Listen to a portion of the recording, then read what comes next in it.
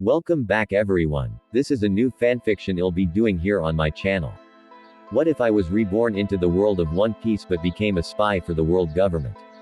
This fanfiction is not what you would expect. Get ready and tune in, and thank you for the support. Chapter 1. Boom. A multitude of clouds appeared in the sky without you even noticing, although it had recently been clear and cloudless. Otto stood by the window, calmly observing what was happening outside. This view reminded him of the times when he was young and fought with giant waves in the sea. That feeling when nothing depends on you, and death can overtake you at any moment, always inspired fear in him. It was for this reason that, having gone ashore one day, he decided never to return to sea travel. He hated the sea, and therefore he hated the sky outside the window, because those dark clouds were exactly like those waves that once inspired fear in him. But now he was no longer the same young man as before. There was no longer any fear in his gaze, because an unprecedented calm had come in its place. In the reflection on the transparent glass, one could see his image, a plump middle-aged man with rather short arms and legs, a round head, and dressed in a strict black and white suit. This image made him look somewhat comical, somewhat reminiscent of a penguin. Knock knock. A knock was heard at the door. "Come in," came Otto's voice, and though it was harsh, the hoarseness of his voice gave it a peculiar softness. Creak. The solid wooden door creaked open and a young man entered the room, although it would be more correct to call him a boy. He looked to be about 12 or 13 years old. His face still retained childish features, but his height was quite impressive. He was only slightly shorter than Otto, reaching almost 170 centimeters. The boy was wearing a perfectly ironed black suit with a tie. His jacket was unbuttoned, showing a white shirt, and the sleeves were rolled up. His black hair was carefully pulled back into a ponytail and fell to his waist. His face was pale and his features were impressively handsome. However, what caught the eye most were his eyes, bright red, like the blade of a knife after a murder. This boy made a strong impression. "Sir," the young man closed the door behind him, approached Otto, and keeping a respectful distance, bowed. "Everyone is ready." The boy's eyes softened as if he had put his blade back in its sheath. It was obvious that he was a very proud young man, but standing before Otto he suppressed his pride, bowing respectfully to his master. "It's going to rain soon," Otto said with a sigh, looking at the clouds gathering outside the window. "It's for the best." The corners of the young man's lips lifted in a cruel smile, and when he raised his head, cruelty flashed in his eyes. "After all, this city needs to be cleansed." "I hate the rain." Otto turned around, took his cane from the stand, and the boy immediately took his coat from the hanger and threw it over the gentleman's shoulders. "But you can't avoid storms in life," Otto said, opening the door. He walked down the corridor, past a multitude of servants who bowed respectfully to him with smiles on their faces. Then he opened the door of the house, outside of which a huge crowd was waiting, ready to wait for him as long as it took. If that's the case, at that moment Otto's recently calm gaze flashed with even greater cruelty than that of the guy accompanying him. "Let this storm become even stronger." The young man standing behind him, hearing these words, smiled in indescribable excitement. The battle broke out and the enemy was taken by surprise. It was supposed to be that way. Almost 30 years ago, Otto was one of the pirates. After which he became the head of the mafia, which controlled the entire city in the South Blue. Although looking at his life, he could not be called great, he was satisfied with it. The only thing that worried him was the man who was also trying to establish control over this city. Their feud had lasted so long that neither of them remembered how or when it all began. They only knew that starting an open war between them would result in mutual destruction, so they tried to avoid extremes. For this reason, Otto was surprised that his enemy had recently begun to show unprecedented aggression and activity. He constantly attacked Otto's business, committing robbery and destruction. And now, finally, the chance came to strike a decisive blow and take the city under his complete control. But suddenly Otto realized what was going on. He was standing in an empty building with his men, but the room seemed too empty. There should have been many more people here. "Tell me why, Louis," Otto said without turning around. "Have I not treated you well enough? Or have I disappointed you as your boss?" The smile disappeared from the boy's face. He took a step back and said, "Otto-san, you are a great leader. But unfortunately, I was a planted spy from the very beginning. At that moment, the people standing in the circle raised their weapons, aiming them at Otto's back. It turns out that traitors have infiltrated my family so deeply, Otto sighed. In response, more people raised their weapons, this time pointing them at the traitor. Ha ha ha ha. Otto, this boy Louis was my man from the start. A boastful laugh rang out, and a tall figure of a man emerged from behind the crowd. More people rushed into the hall from all sides, surrounding Otto and his men from all sides. Hard to believe, isn't it? This boy came to me and offered his services. I told him to take you out, and to my surprise, he actually did it. Quite a capable kid, isn't he? With him, Otto finally turned around, looking at Louis with regret. Don't you feel like you've chosen the path of humiliation? Master Ordo will be a fine leader, the boy replied coldly. To which Otto said with even greater regret, it's a pity, I thought you would be a good successor. Otto shook his head. He had no children or loved ones, as he did not want his loved ones to live in this rotten world. It's no use talking. Prepare to die, Otto. Today's downpour should wash you away. Ordo laughed. Are you so sure about that? Otto shook his head again, looked at Louis and said with pity, it's a shame you chose the wrong side. Whistle. Despite Otto's appearance, he moved with incredible speed. And with a whistle, like a heavy projectile, he hit Louis with his cane. The boy lost consciousness and his body flew off, knocking down several mafiosi and breaking through the wall, disappearing into another room. When Otto decided to act, he gave no quarter to anyone. How strong! Ordo exclaimed in surprise. The strength Otto demonstrated was far greater than his opponents expected. Everyone should have their own trump card. Having easily destroyed the traitors surrounding him, Otto did not even lose his breath. What's wrong with you? Are you in a stupor? Damn it. You sneaky bastard. So you had something like this in mind all along, huh? Ordo felt humiliated. As a man of great power, he preferred to stay in the shadows and maintain a delicate balance. But now, there was clearly some hidden purpose to his actions. But it doesn't matter, there are many more of us. Ordo pulled a long blade from its sheath. Altogether, kill him. Ah! The crowd of people rushed into battle. Damn! Otto clenched his teeth. He wasn't strong enough to ignore the enemy's numerical superiority. An incredibly brutal battle ensued. And while the unsuspecting townspeople slept peacefully in their homes, the two factions fought for the future of their city. Phew! Otto stood, breathing heavily, his foot resting on Ordo's neck. His men were slaughtered, but Ordo's men were also destroyed. And despite the enormous losses, Otto emerged victorious. Smiling, he said, Ordo, you have ruined my plans, it is unforgivable. Forgive me, Otto. Ordo howled helplessly, unable to move. I was wrong, I give up. The city is yours. It's all Louis, that boy, he shot me down, it's not my fault.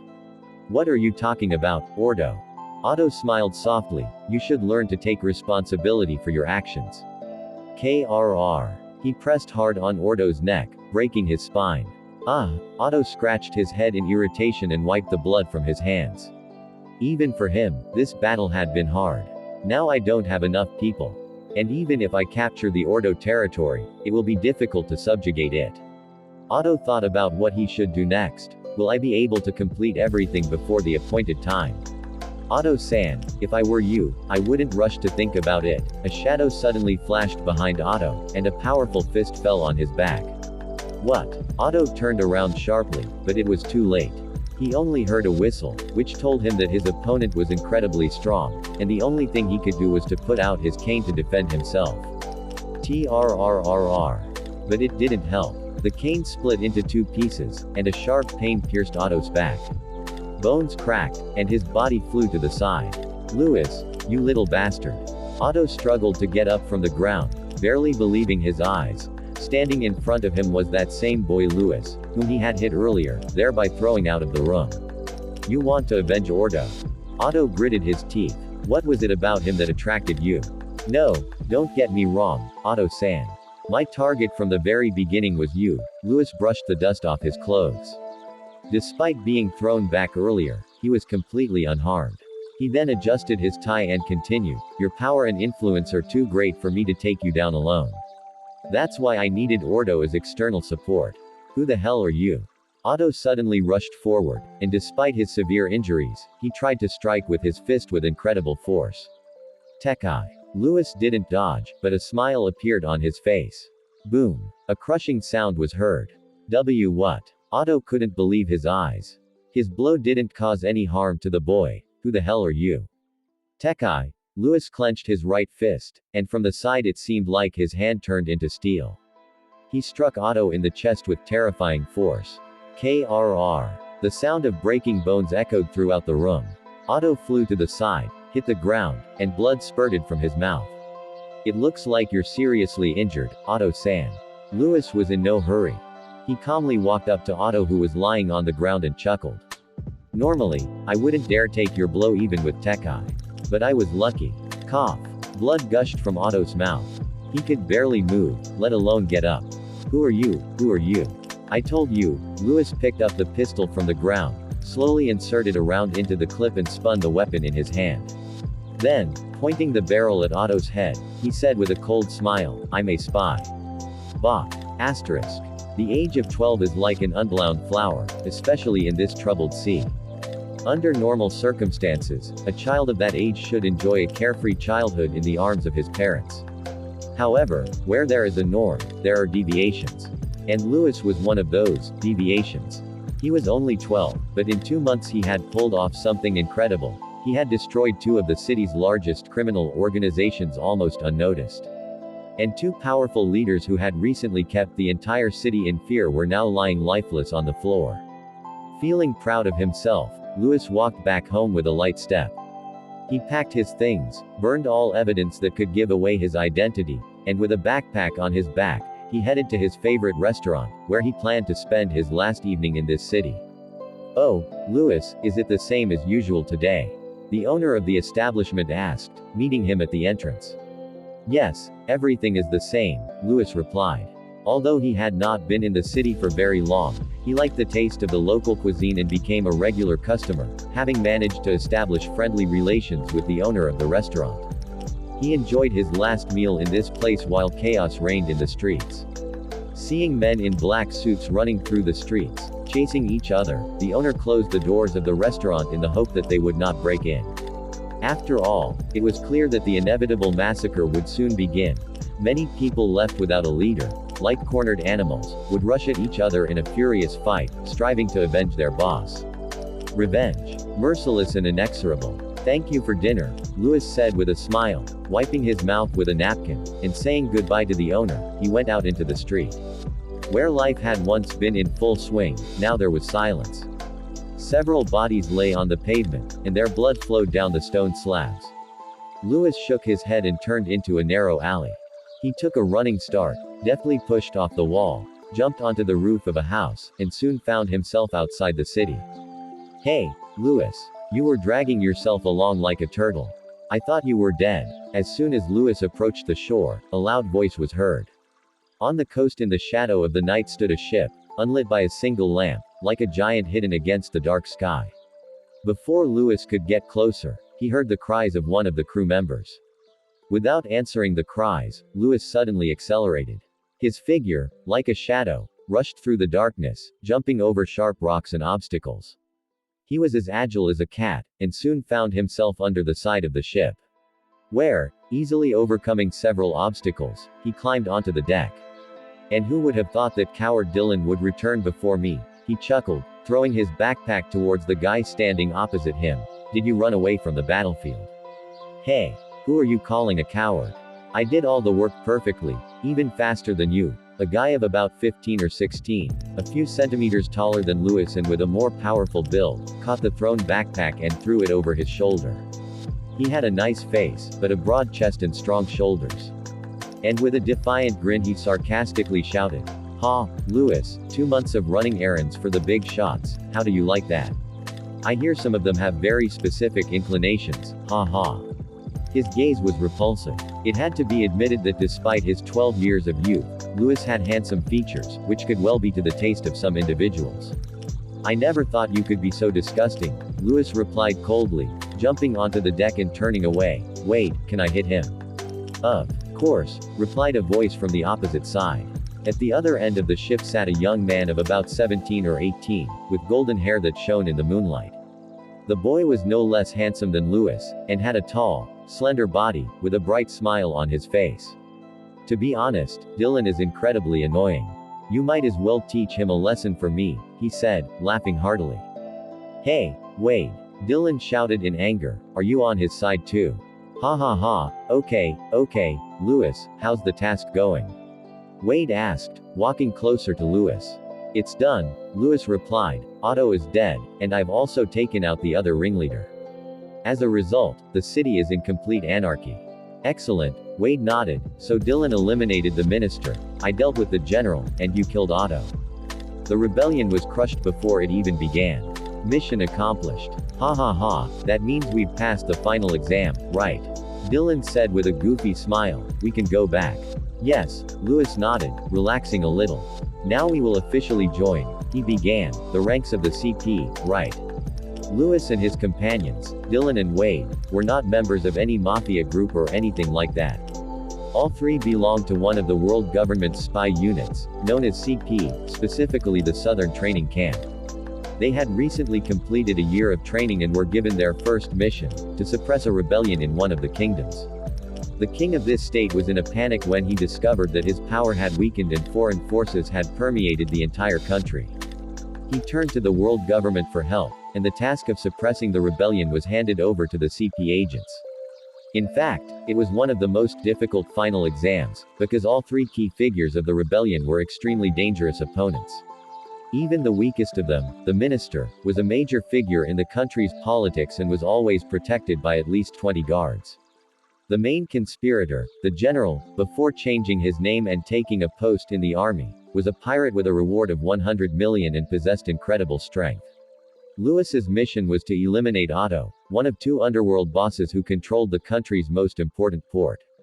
As a mafia boss with vast financial resources, Otto was a key source of funds for the rebellion. But Louis only realized his full power after he got up close and personal with him. However, despite all the difficulties that arose, the task was completed. And even the most influential people of the country fell before the cleverly planned actions of the three spies. Thanks to which, they could now become full-fledged agents of CP, spies of the world government. Louis sighed and wondered if this was a good thing or a bad thing.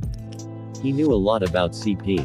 After all, he wasn't just a teenager, he was a person who came here from another world. Louis is not from this world, which is certainly surprising. A reality in which people can travel to other worlds does exist, and it is especially strange that he ended up in a world that once seemed like a fantasy to him. Such an event can only be explained by an infinite number of parallel worlds, including a world identical to the one depicted in the One Piece manga. However, all this is secondary and the main thing now is the journey itself. Louis came here 3 years ago. At that time, his new body was only 9 years old. He ended up in a family of a rich merchant, where he was the only son. But alas, everything collapsed when their house was plundered by pirates. The boy's previous personality died, and Louis, who passed into his body, was not in the best position. His life, which in the previous world was comfortable and secure, changed dramatically. He found himself on the brink of survival in dangerous seas. Louis initially thought he could use his modern knowledge to make a living, but this world turned out to be much more cruel than he imagined. Any bandit could pin him to the wall, leaving no chance for salvation. As for business, there was no question of it, because here only the law of force rules, and only the strongest survive. Resigned to the state of affairs, Louis accepted his fate. In the end, being a beggar wasn't so bad, because in this world no one paid attention to street beggars. The turning point came a year after Louis began to realize where he was.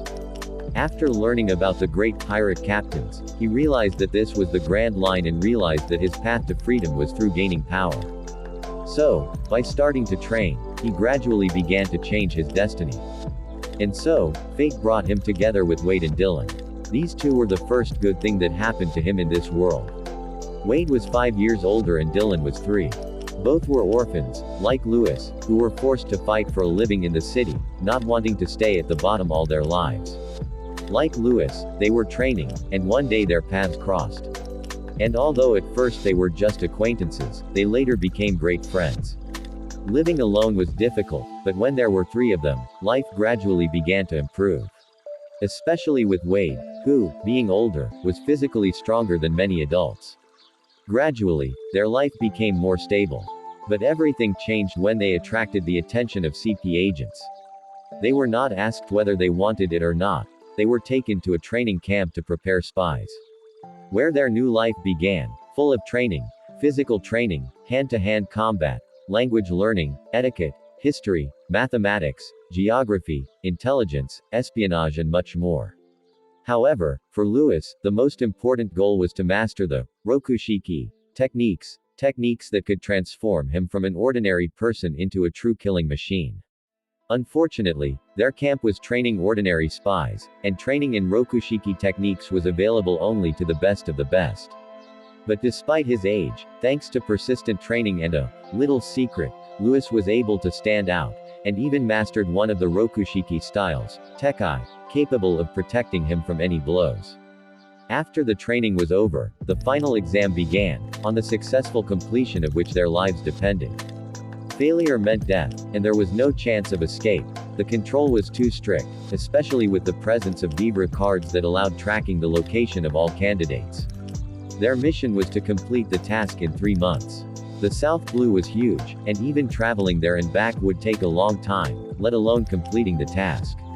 But Louis and his friends made it in 2 months, completing the mission faster than expected and without a scratch. And now, having returned to the camp, all they could do was wait for the others.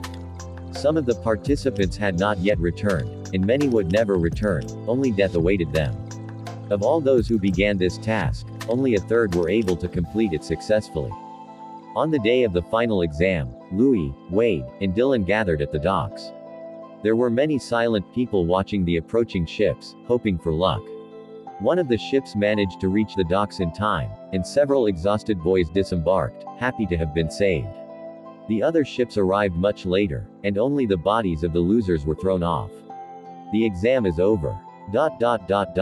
It was barely dawn when a piercing siren sounded in the quiet of the camp. Lewis, already accustomed to such a start to the day, calmly got out of bed. Then he took a bucket of cold water and poured it directly on Dylan, who was lying on the next bed. Dylan, without even having time to complain, hurriedly pulled on his clothes, and together with Lewis went to Wade, who was waiting for them at the next barracks, from where they hurried to the training ground. The rest had already gathered on the spot, but it was noticeable that there were far fewer people. Their formation had thinned out considerably. In front of the assembled group stood a whole row of gloomy instructors, among whom one stood out in particular, a tall, muscular middle-aged man with a serious face, holding a folder with documents in his hands. The training period is 1 year. 1,381 people entered the training. The chief instructor began to speak. 656 people went to the final exam, and only 209 successfully completed the task and graduated. Congratulations, you're the ones who survived, and now you will become part of the CP as our proud spies. There was absolute silence all around. No one dared to break the gloomy silence. And the instructor continued. Every year, our training camp in South Blue supplies many talents to the CP ranks, making a huge contribution to maintaining world order. I hope you will not forget what you have learned here. For most of those gathered, this training marked the end of their training. In the future, they will have to rely on the skills they have acquired this year to survive subsequent missions. Now let's move on to the distribution, said the instructor. The training camp was surprisingly generous in this regard, guaranteeing a CP unit assignment for every successful graduate. CP1. John, Jack, Tony, Prince. CP2. The list of names continued until they reached Lewis's acquaintances, CP5. Dylan. Then, CP8. Lewis. The instructor read out the assignments of over 200 people, then paused for a moment, licking his lips. There was no hierarchy in the CP ranks, from the 1st to the 8th division, only their tasks and functions differed. The assignments depended on the abilities and skills of each graduate, so that everyone could do their job as efficiently as possible. And finally, there were only 2 left, the instructor said, glancing at the last 2 whose names had not yet been called. One was Wade, standing right next to Lewis, and the other was the guy on the opposite side, who was barely containing his joy. Under the old rules, the instructor continued, the first to graduate would be eligible to join CP9. But this year there is an exception. CP9. Frank, the instructor said the name without much emotion, and then his gaze turned to Wade. A smile flashed across his face and he continued, and now, actually, the exception to the rule. Wade, CP0. Who? The instructor's words swept across the area like a whirlwind, and the tense silence turned into heavy breathing for everyone gathered. No one could believe that Wade had been assigned to the most elite unit, CP0. The rule changed. The first in the ranking did not get into CP9, but directly into CP0, thanks to which the one who took second place was able to enter CP9. Instructor. Lewis suddenly said, raising his hand. What? The instructor asked, frowning. I don't agree, Lewis said firmly. Wade was strong, incredibly strong, and Lewis knew it from the start. In combat training, Wade always ranked first, leaving everyone else far behind. CP uses a rating system based on what is called Dorica. And according to this system, Wade was far ahead of everyone else. His strength had long since exceeded the 1,000 mark, which was simply a frightening number. In comparison, a normal sentry in full armor only has a strength of 10 units. Wade was 100 times stronger, and in theory, his abilities allow him to deal with 1,000, and perhaps even 10,000 opponents if he had the stamina. Wade's strength was more than twice that of the second strongest person in the training camp. It was no surprise that he was accepted into CP0, an organization that stood at the top of the CP hierarchy. And despite the surprise of those gathered, no one was truly shocked by this fact. Lewis wasn't dissatisfied with Wade at all. Even if Wade wasn't that strong, he still wouldn't have gone against his friend. The one Lewis was really dissatisfied with was a completely different person. This man is Frank, the second strongest in the training camp. In the last test, his strength was 590, which was an extremely impressive result. In comparison, in 20 years, Carlifa, a member of CP9, will only have a strength of 630. Therefore, Frank, despite not having mastered all the CP techniques, already met the requirements to join the CP9. It was Frank whom Lewis challenged. Yes, Lewis's strength reached 480 units, which was 100 lower than Frank's. In addition, Lewis was only 12 years old, while Frank was 18. The difference in age and physical development was obvious. Frank had already completed the process of growing up, while Lewis's body was just beginning to develop. But even this did not break his spirit. A gap of 100 units of strength could not become an obstacle for him, because physical strength is not everything that decides in life. Lewis. The instructor's voice was full of irritation. Even though the CP and the Marines were different organizations, both required strict discipline. And Lewis, who had just openly expressed his displeasure, had irritated the instructor. What are you unhappy about? The instructor asked demandingly. Lewis replied, pointing at Frank. He knew his insolence wouldn't sit well with the instructor, but he had no choice. He wasn't going to stay in CP8 and waste his days as a petty spy on the side. His target was CP9. Besides, the more he learned about this world, the more he became convinced that he needed to climb the ladder of power to control his destiny. I think I deserve more than Frank, Lewis said confidently. I'm stronger than him. Frank, who was barely suppressing a malicious grin, quickly realized that Lewis was in trouble. From the instructor's point of view, such behavior required a harsh response, and Frank was sure that Lewis was about to learn a lesson. Are you questioning my choice? The instructor calmly closed the folder with documents and put it under his arm, approaching Lewis. Do you think that you know better than me? Do you think you deserve to be in CP9? At that moment, Frank thought that Lewis had signed his own death warrant. No, sir, Lewis replied firmly. I just feel confident that I can be of more use to the government than he can. The instructor grinned as he looked at the cheeky boy. The strong go forward while the weak are left behind, Lewis added. That's the whole point of this world. Yes, that's right, the instructor looked at him with interest. You surprised me, boy. The instructor knew that Lewis was talented, and his talent was not inferior even to Wade. Despite his young age, he was one of the best in the training camp. However, Lewis was still too young, and CP8 would have given him time to grow and develop.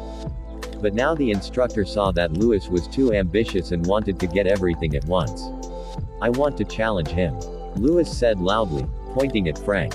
Whoever wins will take a place in CP9. The instructor sighed. You do realize you're heading to your death, right? He said, then suddenly kicked Lewis in the chest.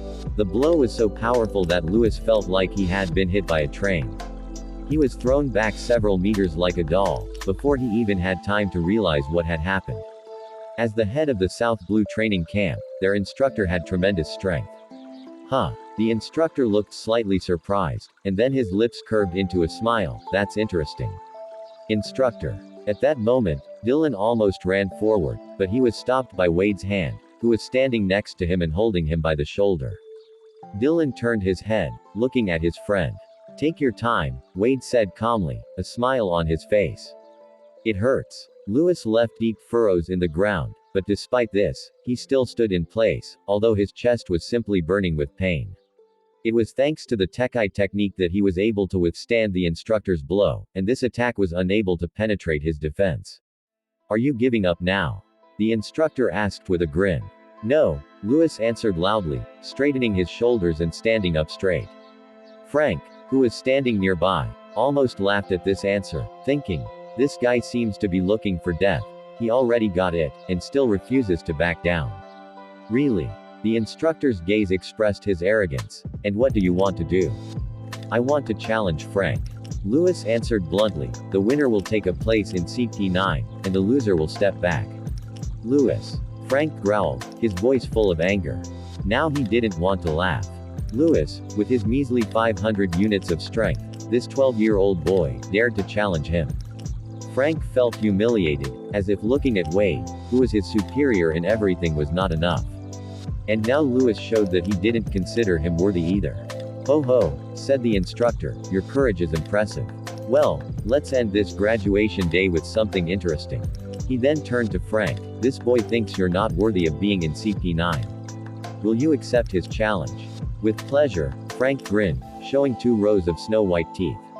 At this moment, he didn't even look at Lewis, but cast a challenging look at Wade. Although the gap in strength between him and Wade was obvious, Frank had no intention of admitting defeat. Everyone who went to see was determined, and even if he couldn't defeat Wade, then defeating his friend would be something good. So, we have an agreement. The instructor smiled mysteriously and looked at Lewis. The place in CP9 will be decided based on the results of the battle between Lewis and Frank. Excellent, Lewis nodded with satisfaction. He knew he had to get into CP9 at all costs. Excellent, Frank was completely confident in his victory. He was 20% stronger than Lewis, and he knew that in a fight like this, that was an undeniable advantage. As Lewis passed by Wade, he whispered to him, just don't kill him. Of course, Lewis replied calmly. He was just going to show this fool that not everything is decided by Doriki. The scene is the South Blue training camp for CP agents. 2 participants stand opposite each other in the arena. An instructor stands next to them, holding a folder in his hands, watching the action. The other students have gathered nearby, eager to watch the spectacular fight. What did Wade tell you? Frank asked, standing next to Lewis, a smug smile on his face. Then, lowering his voice, he added, told you to get down on your knees right away and beg me for mercy. He asked me not to kill you, Lewis replied calmly, because you know that fighting between us is forbidden, and murder is a very serious violation. Ha! Brat. Decided to hide behind the rules to save your own skin. Where did all your recent insolence go? Frank's voice became darker, as he considered Lewis's words a sign of weakness. Don't think that I will leave you be. You dared to challenge me, you will feel all the consequences. And believe me, the instructor will not be able to prove anything. After all, in a fight it is always possible to miscalculate the force of a blow. Do you really want to kill me? Lewis raised his head, meeting his opponent's gaze. Don't worry, I won't kill you.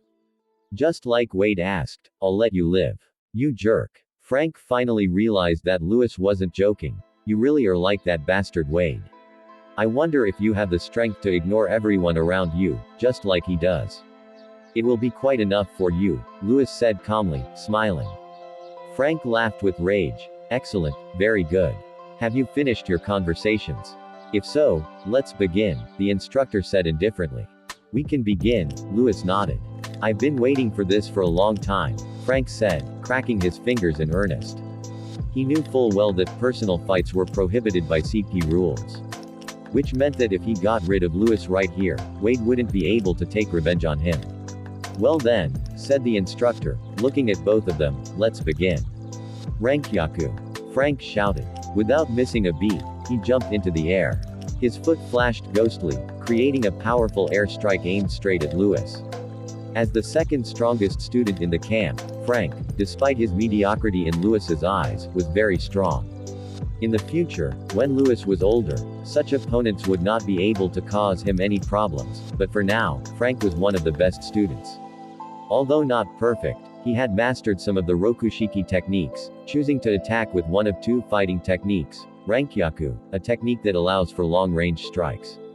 The sound of the impact echoed through the arena, leaving a deep crack in the ground. Despite this, Lewis was unharmed. You dodged it. Frank, landing nearby, froze in bewilderment. Such an obvious attack was easy to predict, Lewis replied, easily dodging the airstrike. His heightened reflexes were a result of the abilities he had acquired after coming to this world. What about this? Frank yelled. He then disappeared from view and appeared right in front of Lewis. Rankyaku not only develops the power of kicks, but also greatly increases the speed. He bent over so that his body was almost folded in half, and his right leg almost reached his head. With such incredible flexibility and strength, he released all the energy in his body in one blow. Rankyaku. At such a close range, his airstrike had not yet fully formed, but the bright shell around his leg was already ready. The target was Lewis's neck. A strike of such force would easily shatter even a rock, and if Frank had hit an ordinary person, he would have cut off his head in an instant.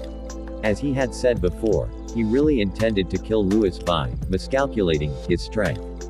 A terrible blow fell on Lewis, who did not move. He was no match for Frank, who specialized in Rankyaku, in speed, but Tekai, Kuomoku. Lewis said, and his body grew slightly. Bam! Lewis's body was thrown back, but even so, he landed calmly and confidently. Did it hit him? Dylan, who was standing among the onlookers, asked in surprise. Why didn't Lewis dodge? Even if he learned Tekai, he shouldn't just take his opponent's blows. Don't worry, Wade said with a smile, the loser here isn't Lewis. Og! Frank screamed at that moment, because after throwing Lewis back with his blow, he himself lost his balance, falling to one knee due to the fact that his right leg was no longer holding him up. It seems that the extra 100 Doriki didn't make you invincible. Lewis calmly brushed off his clothes and slightly stretched his neck. Frank's blow hadn't managed to cause him any harm. Because of his age, even with all the hellish training, Lewis couldn't become much stronger physically until his body was fully strengthened. So he had to focus on improving his techniques. He needed a more powerful Tekai. This is how the Tekai Ryu technique was born, which allows him to instantly strengthen certain parts of his body, somewhat reminiscent of a primitive version of the Haki of armament. And also the Tekai Kuomoku technique, in which his body slightly expands, turning into an elastic shell that can reflect enemy blows. Somewhat reminiscent of the spike aura effect. Damn it! Frank stood up with difficulty, clutching his right leg in pain. The blow to Lewis was so hard that he felt as if he had hit an iron plate, and then his blow came back, which caused a crack in the bone. You little bastard. Your arrogance, Frank, has no basis, Lewis said quietly. The level of Doriki do not decide everything. Frank was still angry. 3 months ago, when he had been tested for Doriki, the difference between him and Lewis had seemed enormous. But could it still be that way now? The instructor, watching what was happening, nodded approvingly. Lewis's Doriki would increase with age, but that was not the main thing. His real talent was in understanding the Rokushiki techniques. And although Frank and Lewis's physical abilities were not so far apart, their level of mastery of the techniques was strikingly different. Well, let's continue. Lewis unbuttoned the top button of his shirt, loosened his tie slightly and beckoned Frank with his hand. Frank took a step back unconsciously, his right leg still paralyzed with pain. What, are you afraid to attack? Then I'll come myself. Lewis pushed off the ground sharply. Tekai, based on powerful energy emissions, allows not only to strengthen the body, but also to use force for acceleration. Despite his apparent thinness, Louis rushed forward like a heavy projectile, tearing the air. Damn, you cheeky brat. Frank gritted his teeth and jumped forward, raising his good leg to strike, Rankyaku. Louis kicked the ground hard and flew into the air, clenching his right fist tightly and enlarging his body. Tekai, Kuomoku, Ryu. Tekai's techniques merged together and his fist rushed forward. Boom. His blow boomed like thunder rolling across the sky. Ah! Frank's scream echoed through the air as his body fell to the ground. Boom. Louis's body was also thrown down, but he managed to land on his feet, hitting the ground deeply and absorbing the remaining force of the impact. Are you done yet? Louis smirked as he looked at Frank, who was clutching his left leg in pain. Tekai had indeed proven to be both an impenetrable shield and an unstoppable spear, at least for Frank it had been. Thank you for support and listening to the whole video. If you want to read more chapters for this fanfiction, head over to my Patreon. I have more fanfictions there than I am posting here. I'll also be doing early releases of content there as well.